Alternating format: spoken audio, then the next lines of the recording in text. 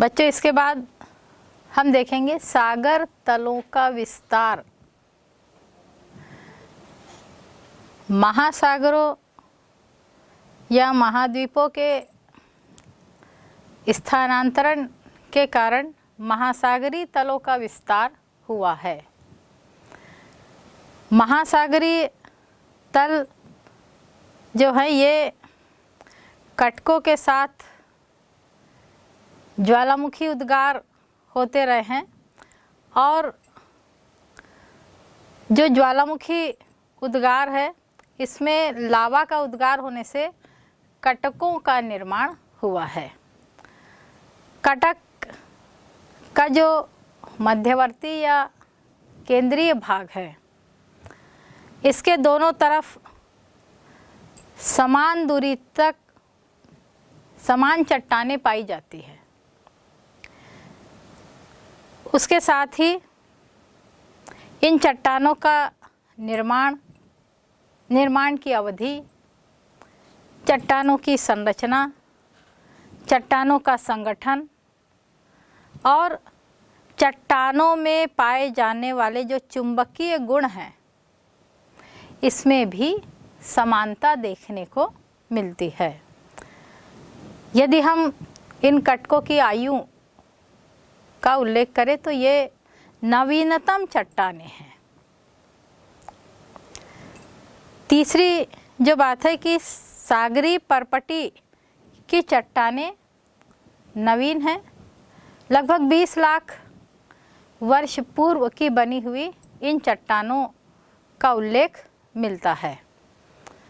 इसी प्रकार से खाइयों की गहराई में भूकंप आते हैं और कटक पे जो भूकंप आते हैं ये कम गहराई वाले भूकंप होते हैं, जबकि खाइयों में अधिक गहराई वाले भूकंप पाए जाते हैं।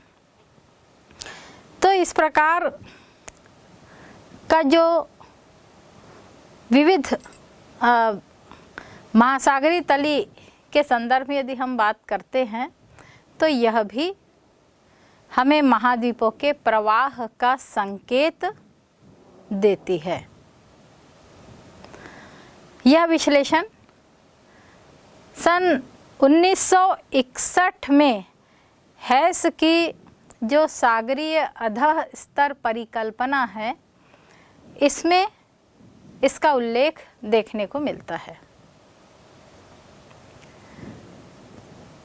तो ये वेगनर का जो सिद्धांत था, वेगनर ने अपने सिद्धांत में जो महासागर के प्रवाह की बात कही है यह बहुत ही वर्तमान परिप्रेक्ष्य महत्वपूर्ण सिद्धांत रहा है।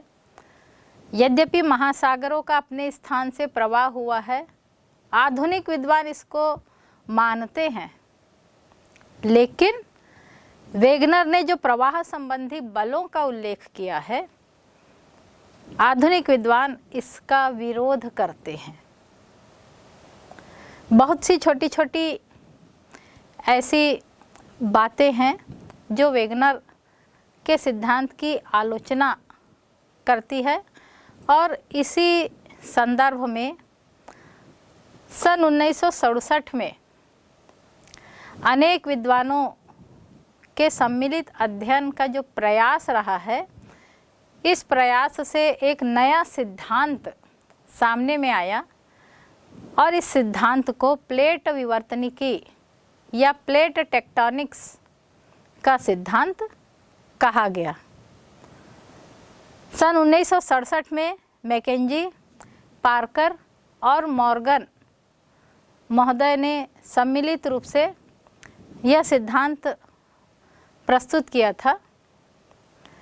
इन्होंने बताया कि जो संपूर्ण पृथ्वी है, ग्लोब, आप देखते हैं बच्चों, तो ये जो ग्लोब है हमको ऐसा लगता है कि पूरा ग्लोब एक है, लेकिन विद्वानों का ऐसा मत है कि पूरे ग्लोब जो है ये कई छोटे छोटे टुकड़ों से बना हुआ है। ये जो टुकड़े हैं ये दृढ़ भूखंड है और ये टुकड़े आपस में एक दूसरे से जुड़े हुए हैं। बच्चों, आप जैसे पजल गेम खेलते हैं ना, कई छोटे छोटे टुकड़ों को मिला करके कोई आकृतियां बनाते हैं, इसी प्रकार से कई छोटी बड़ी प्लेटों के मिलने से पूरा पृथ्वी ग्लोब का निर्माण होता है। ये जो प्लेटें हैं, यह प्लेटें क्या है? यह दृढ़ भूखंड, या हम इसको दूसरे शब्दों में कह सकते हैं कि ठोस चट्टानों का विशाल खंड है, लेकिन इनका जो आकार है यह अनियमित है, एक जैसा नहीं है, बल्कि अनियमित आकार वाली ये चट्टानें हैं।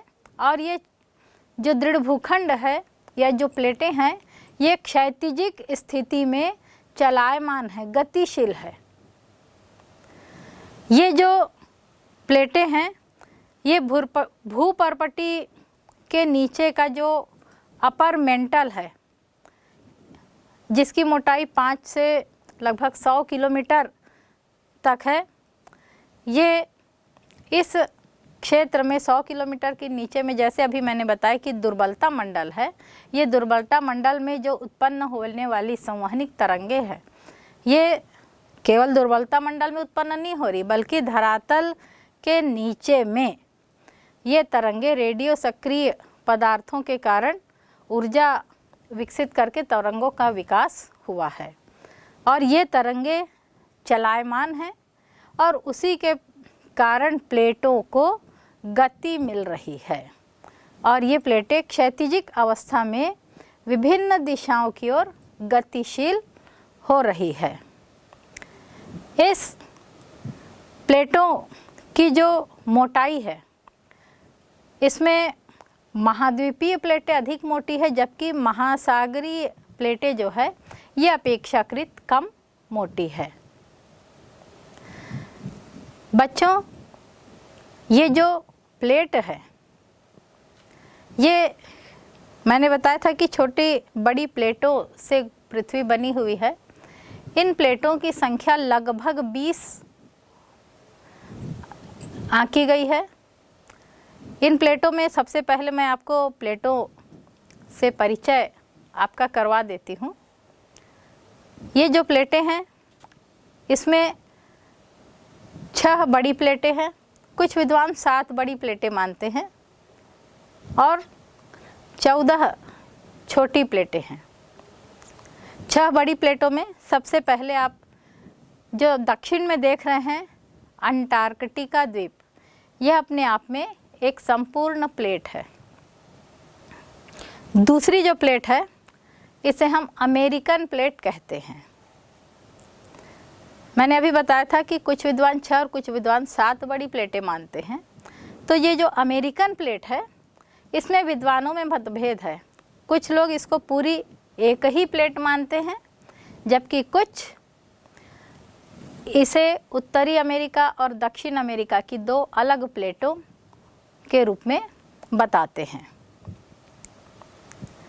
इसकी जो सीमा है अमेरिकन प्लेट की, ये पश्चिम में जो अमेरिका महाद्वीप की सीमा है, जबकि पूर्व में यह मध्य अटलांटिक कटक तक यह विस्तृत है।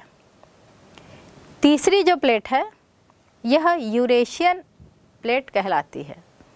यूरेशियन प्लेट इधर मध्य अटलांटिक कटक पूर्व में, और पश्चिम में जो एशिया महाद्वीप के जो सीमावर्ती क्षेत्र है, वहाँ तक यह प्लेट विकसित है। दक्षिण में इस प्लेट का जो विस्तार है, यह भारतीय और अमेरिकन प्लेट की सीमा तक यह विस्तृत है। चौथी प्लेट अफ्रीकन प्लेट है। ये जो अफ्रीकन प्लेट है, एक तरफ जो अंध महासागर या अटलांटिक महासागर है, इसकी मध्यवर्ती जो मध्य अटलांटिक कटक है, यहाँ से प्रारंभ होती है, और दूसरी तरफ यह हिंद महासागर तक ये फैली हुई है, और पूरे अफ्रीका महाद्वीप को घेर करके इस प्लेट का निर्माण हुआ है, जिसे हम अफ्रीकन प्लेट कहते हैं।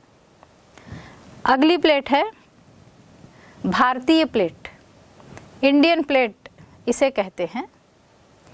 ये इंडियन प्लेट में अफ्रीकन प्लेट के बाद का जो हिस्सा आप देख रहे हैं, उत्तर में हिमालय की श्रेणी तक इसका विस्तार है, और यह यहाँ पर आप देख रहे हैं कि जो पूर्वी द्वीप समूह है, वहाँ से ऑस्ट्रेलिया से होती हुई यह दक्षिण में अंटार्कटिका महाद्वीप यानी भारतीय महाद्वीप उपमहाद्वीप के साथ ये हिंद महासागर को और ऑस्ट्रेलिया महाद्वीप को जोड़ती हुई पश्चिम में इसकी जो सीमा है अफ्रीकन प्लेट बना रही है, और यह एक प्लेट विस्तृत है। इसके अलावा जो प्रशांत महासागर है, यह प्रशांत महासागर भी एक प्रमुख प्लेट के रूप में प्रशांत प्लेट या पैसिफिक प्लेट इसे कहते हैं। ये प्रमुख बड़ी प्लेटें हैं। इसके अलावा जो छोटी प्लेटें हैं, इन छोटी प्लेटों में पहली है कोकस प्लेट। कोकस प्लेट कहाँ है? मध्य अमेरिका और प्रशांत महासागर के बीच में कोकस प्लेट पाई जाती है। इसके एक तरफ हवाई द्वीप बना है, तो दूसरी तरफ जो है सान एंड्रियास भ्रंश, जो उत्तरी अमेरिका की प्लेट है, उसके बीच में यह कोकस प्लेट विकसित हुई है। दूसरा जो है यह है नज़का प्लेट। दक्षिणी अमेरिका और प्रशांत महासागर के बीच में नज़का प्लेट है। तीसरी अरेबियन प्लेट, पूरा जो अरब प्रायद्वीप है, इसमें अरेबियन प्लेट का विस्तार है। फिलिपाइन प्लेट, एशिया महाद्वीप का जो पूर्वी हिस्सा है, जिसको फिलिपाइन द्वीप समूह कहते हैं, उसके आसपास प्रशांत महासागर एशिया क्षेत्र में और प्रशांत महासागर के बीच में ये फिलिपाइन प्लेट विस्तृत है। फिर है कैरोलिन प्लेट। कैरोलिन प्लेट कहाँ है? न्यू गिनी से जो उत्तर में फिलीपीन प्लेट है, वहाँ तक इसका विस्तार है, और यह इंडियन प्लेट के बीच में विकसित हुई है। एक और प्लेट है फ्यूजी प्लेट। ऑस्ट्रेलिया के उत्तर पूर्व में यह फ्यूजी प्लेट है। तो ये कुछ प्रमुख प्लेटें यहाँ पर आप मानचित्र में देख सकते हैं। ये प्लेटें, जैसा अभी मैंने बताया कि क्षैतिजिक संचलन करती है, विभिन्न दिशाओं में ये चलायमान है, गतिशील है, और इनकी गति के कारण प्लेटों की जो सीमाएं हैं, उन सीमाओं में परिवर्तन आता है। यह परिवर्तन बच्चों, आप जैसे प्लेट शब्द जैसा यहाँ पर तो मैंने बताया कि ये दृढ़ भूखंड है, विशाल ठोस चट्टान का विशाल खंड जो अनियमित है। लेकिन प्लेट जो शब्द होता है, जैसे आप जानते हैं, आप प्लेट रखते हैं, इस प्लेट के बीच में तो कुछ भी नहीं होता, लेकिन यदि प्लेट हम किसी दो प्लेट यदि पास पास रख दे और उसके बीच में कुछ सामान भरा है, तो प्लेटें यदि गति करती हैं, ये प्लेटों को हम दाएं बाएं सरकाते हैं, तो नीचे का सामान किनारे से ऊपर आता है, या प्लेटों में यदि सामान हो तो किनारे से नीचे जाता है। बीच का हिस्सा जो होता है वह कठोर होता है, दृढ़ है। ऐसे ही प्लेटें हैं।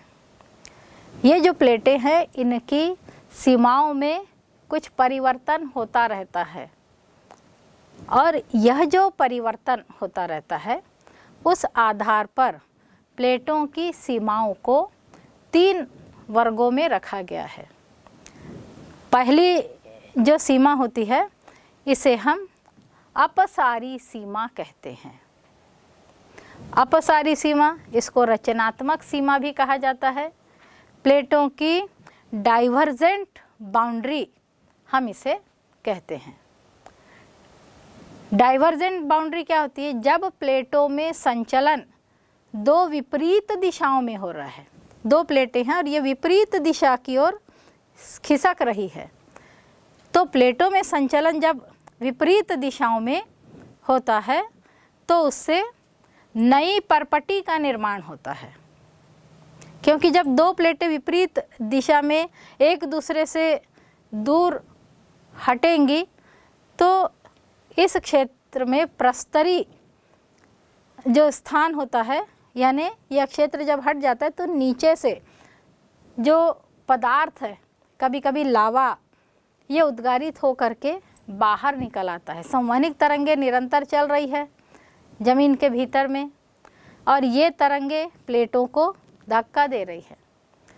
विपरीत दिशा में सरकने से नीचे से जो लावा युक्त पदार्थ है, उसके अलावा गैस राशियां हैं, जलवाष्प है, बहुत से पदार्थ हैं जो अत्यधिक दबाव के कारण भीतर में बने हुए हैं, तो ये पदार्थ ऊपर उठ आते हैं और इससे ऊपर के उठने से क्या होता है? नई परपटी का निर्माण होता है। धरातल के ऊपर लावा का उद्गार होता है, एक नई भूपरपटी का विकास होता है। इसका बहुत अच्छा उदाहरण मध्य अटलांटिक का जो कटक, यहाँ पर बच्चों आप देख सकते हैं मध्य अटलांटिक कटक, ये अमेरिकन प्लेट और यूरेशियन प्लेट या दक्षिण अमेरिकन और अफ्रीकन प्लेटों के विलगाव होने से, एक दूसरे से दूर जाने से, ये मध्यवर्ती क्षेत्र में ज्वालामुखी का उद्गार होने से इन कटकों का निर्माण हुआ है। तो यह प्लेटों की अपसारी सीमाएं कहलाती हैं। दूसरी जो सीमा है इसे हम प्लेटों की अभिसारी सीमा या अभिसरण सीमा कहते हैं। कन्वर्जेंट बाउंड्री, पहली थी डाइवर्जेंट और अब दूसरी है कन्वर्जेंट बाउंड्री। इसमें क्या होता है? जब प्लेटें, दो प्लेटें यदि विपरीत दिशा में जा रही तो दो प्लेटें एक दूसरे की तरफ भी आ सकती है। तो जब दो प्लेटें एक दूसरे की तरफ आती है तो एक दूसरे की तरफ आने से क्या होता है? जो एक प्लेट थोड़ी सी ऊपर उठ जाती है जबकि दूसरी प्लेट उसके अंदर में धंसती चली जाती है। तो जहाँ पर प्लेटें नीचे की ओर धंसती है उस क्षेत्र को प्रतिष्ठान क्षेत्र के नाम से जाना जाता है। ये धंस रही है, एक प्लेट ऊपर उठ गई है और दूसरी प्लेट नीचे की ओर धंस रही है। ये जो प्लेटों में अभिसरण की क्रियाएं होती है, ये क्रियाएं तीन प्रकार से होती है। जब एक प्लेट महाद्वीपीय है और दूसरी प्लेट महासागरीय है, जब ये प्लेटें आपस में एक दूसरे की तरफ चली आती है, अमेरिकन प्लेट और पैसिफिक प्लेट का मैं एग्जांपल दूंगी कि जब अमेरिकन प्लेट और पैसिफिक प्लेट, एक पैसिफिक या प्रशांत प्लेट जो है महासागरीय प्लेट है और अमेरिकन प्लेट महाद्वीपीय प्लेट है, जब ये एक दूसरे की तरफ आती है तो महासागरीय प्लेट नीचे की ओर धंस जा रही है और महाद्वीपीय प्लेट ऊपर आती है। ऊपर उठने से क्या हो रहा है? ऊपर उठने से नीचे का जो लावा युक्त पदार्थ है, ये ऊपर, एक प्लेट नीचे धंस गई तो जो ऊपर उठ रही इसके बीच से कुछ पदार्थ बाहर की ओर आने लगता है और उसके कारण क्या हो रहा है? महाद्वीप के किनारे में पर्वतों का निर्माण हो रहा है। ये लावा यहाँ पर निकलकर भिंच कर जमने लगता है और इस क्षेत्र में प्लेट चूँकि नीचे धंस रही, दूसरी ऊपर उठ रही, तो पर्वत विकसित होने लगते हैं और इस प्रकार से मोड़दार पर्वतों की रचना महाद्वीपों के किनारे में होने लगती है। दूसरा जो प्लेट है, इसका जो स्वरूप है दो महासागरीय प्लेट, एक महासागरीय प्लेट और दूसरी महासागरीय प्लेट। जब ये दोनों प्लेटें एक दूसरे से टकराती है तो एक प्लेट नीचे धंस जाती जबकि दूसरी प्लेट में उभार आने लगता है। और इसके उभार के कारण, ये दो महासागरीय प्लेटें हैं, इसके कारण भी कहीं कहीं ज्वालामुखी का उद्गार होता है। इसका एग्जाम्पल जो कोकस प्लेट है, ये प्लेट जब पैसिफिक प्लेट से आपस में टकराती है तो इसके कारण इस क्षेत्र में हवाई द्वीप का निर्माण हुआ है। और ये जो हवाई द्वीप है, यहाँ पर निरंतर ज्वालामुखी का उद्गार होता रहता है। यहाँ पर बेसाल्ट लावा का प्रवाह होता है और हवायन ज्वालामुखी का एग्जाम्पल यहाँ हमें देखने को मिलता है। तो ये दो महासागरीय प्लेटों के आपस में एक दूसरे के पास आने से एक प्लेट के ऊपर उठने के परिणाम स्वरूप होता है। तीसरी जो प्लेट है, दो महाद्वीपीय प्लेट। जब एक महाद्वीपीय प्लेट पे दूसरी महाद्वीपीय प्लेट आकर्षित उसकी तरफ चली जा रही है, इसका एग्जाम्पल जो यूरेशियन प्लेट है, इसके और इंडियन प्लेट निरंतर नीचे से धक्का खाकर ऊपर की ओर जा रही है। फलस्वरूप क्या हो रहा है, इंडियन प्लेट जो है यह नीचे की ओर, इसके प्रस्तार हो रहा है नीचे की ओर, दबती चली जा रही, प्रतिष्ठान हो रहा है, प्रतिष्ठान होने से नीचे की ओर दबती चली जा रही है। और हिमालय का और भी अधिक विकास हो रहा है। कभी इस प्लेटों के प्रतिष्ठान के फलस्वरूप हिमालय का जो क्षेत्र है, यहाँ पर भूकंप के झटके महसूस किए जाते हैं। तो ये प्लेटों की जो अभिसारी सीमाएं, अभिसरण के माध्यम से ये क्रियाएं होती है। प्लेटों की जो तीसरी सीमा है, इसे कहते हैं रूपांतरण सीमा, ट्रांसफॉर्म या ट्रांसकरेंट बाउंड्री इसे कहा गया है। ये रूपांतरण सीमा क्या है, जब दो प्लेटें आगे पीछे या नहीं आ रही है, एक दूसरे से टकरा भी नहीं रही, एक दूसरे के विपरीत दिशा में भी नहीं जा रही, बल्कि ये क्षैतिजिक रूप से संचलन करती है और दो प्लेटें ऐसे दाएं बाएं या आगे पीछे सरक रही है या दाएं बाएं इस प्रकार से सरक रही है, तो किसी भी प्रकार से इन प्लेटों में क्षैतिजिक संचलन हो रहा है। और क्षैतिजिक संचलन के कारण ये प्लेटें जब क्षैतिजिक दिशा में सरकती है तो उससे भ्रंश का निर्माण होता है।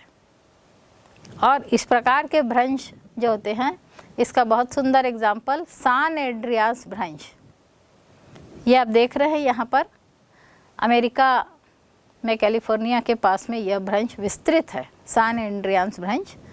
तो यह इसी प्रकार की प्लेटों के रूपांतरण सीमा का उदाहरण प्रस्तुत करती है। प्लेटों में जो प्रवाह होता है, ये प्रवाह कैसे हो रहा है, तो प्लेटों में जो प्रवाह होता है ये किसी कटक के सहारे या चुंबकीय पट्टी इस प्रवाह को दिखाती है। सामान्य रूप से प्लेटों में जो प्रवाह है, अलग अलग क्षेत्र में इनकी जो गति है इसमें पर्याप्त भिन्नताएं है। जैसे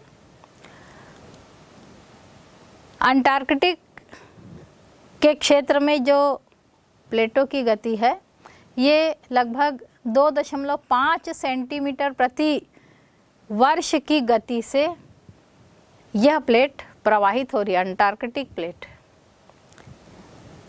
जबकि जो पूर्वी प्रशांत प्लेट है या चिली के पास में इसकी जो गति है, यह गति 5 सेंटीमीटर प्रति वर्ष की गति से इन प्लेटों में प्रवाह देखने को मिलता है।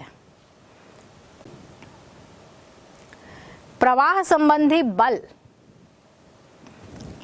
प्लेटों को कहाँ से प्राप्त हो रहा है, तो बच्चों जैसे बताया कि संवहन प्रवाह धरातल के नीचे में हो रहा है और इसके कारण ताप की उत्पत्ति के माध्यम से जो रेडियोधर्मी तत्व है इनका निरंतर क्षय हो रहा है और इनके क्षय से अवशिष्ट ताप की उत्पत्ति होती है और जो प्लेटें हैं ये प्लेटें इसी ताप के कारण, ये जो प्लेटें हैं ये दृढ़ प्लेटें हैं, इसके नीचे में दुर्बल और उष्ण मंडल का प्रवाह सतत सक्रिय है और इसी प्रवाह से प्लेटों में प्रवाह को बल प्राप्त होता है।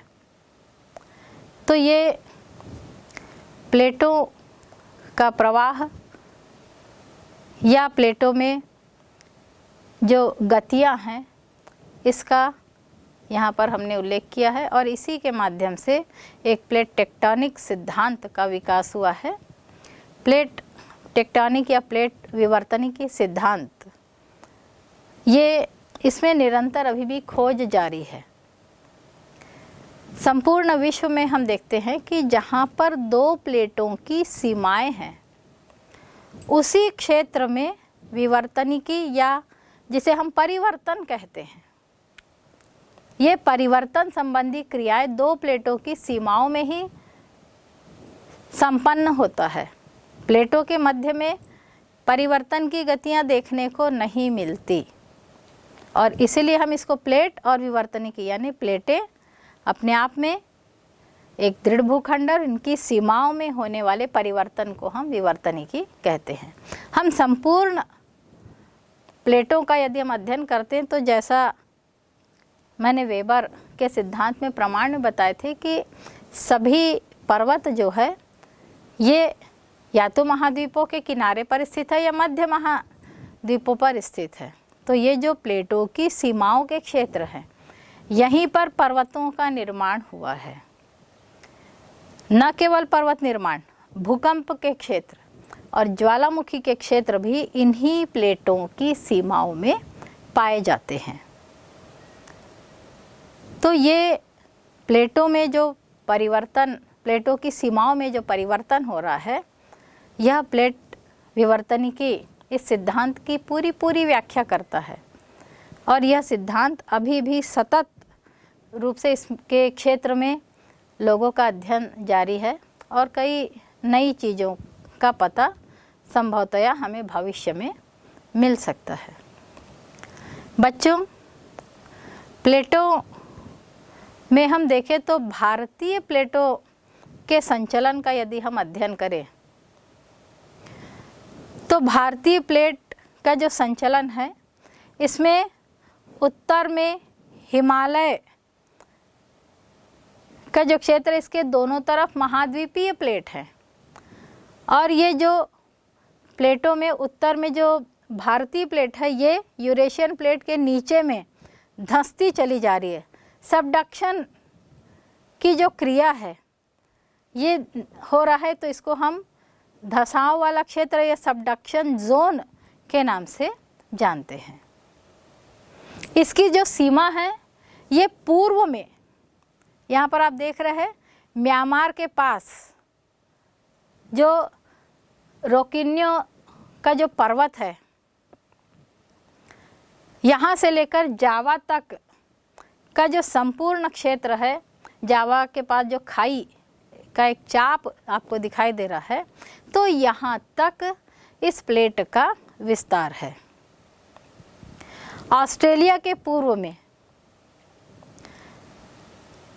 दक्षिणी पश्चिमी प्रशांत महासागर में जो महासागरीय कटक पाया जाता है वहाँ तक यह प्लेट, भारतीय प्लेट जो है ये फैली हुई है। इसी प्रकार से पश्चिम में जो पाकिस्तान में किरथर पर्वत श्रेणी है, इस श्रेणी के साथ मरकान तट से ये दक्षिण पूर्व में जो चागोस द्वीप समूह है इस द्वीप समूह से लेकर के लाल सागर की द्रोणी तक यह प्लेट पश्चिम में फैली हुई है। भारतीय और जो अंटार्कटिका प्लेट की जो सीमा है, इसमें महासागरीय कटक ये सीमा को दक्षिण में निर्धारित कर रहे हैं। पूर्व से पश्चिम दिशा में हम जाते हैं तो न्यूजीलैंड के दक्षिण से लेकर के जो विस्तारित तल है, उस तल तक इस प्लेटों की सीमा का निर्धारण हुआ है। वृहत जो द्वीप है, इसमें भारत या ऑस्ट्रेलिया को सम्मिलित किया गया है और इस वृहत द्वीप से दूर महासागर में जो इसकी स्थिति है, यह प्लेट निर्धारित करती है और ये लगभग 22.5 करोड़ वर्ष पूर्व जो यहाँ पर टेथिस सागर था, तो यही टेथिस सागर एशिया को इंडियन प्लेट से अलग कर रहा था। और 20 करोड़ वर्ष पूर्व जब पेंजिया के विभाजन के साथ भारत जो है यह उत्तर की ओर सरकता चला गया था। लगभग आज से 5 से 7 करोड़ वर्ष पूर्व ये जो भारतीय प्लेट है, ये एशिया से जाकर के टकराती है और इसके परिणाम स्वरूप हिमालय का उत्थान होता है। लगभग 6 करोड़ वर्ष पूर्व यह जो क्षेत्र था, ये भूमध्य रेखा के निकट था और अब वर्तमान में भूमध्य रेखा की स्थिति अलग हो चुकी है।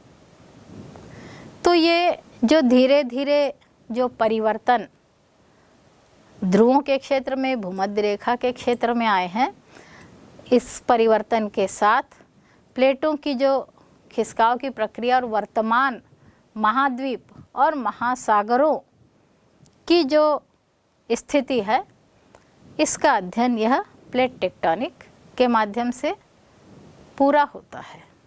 बच्चों, आज का जो चैप्टर है वो यहीं पर समाप्त होता है।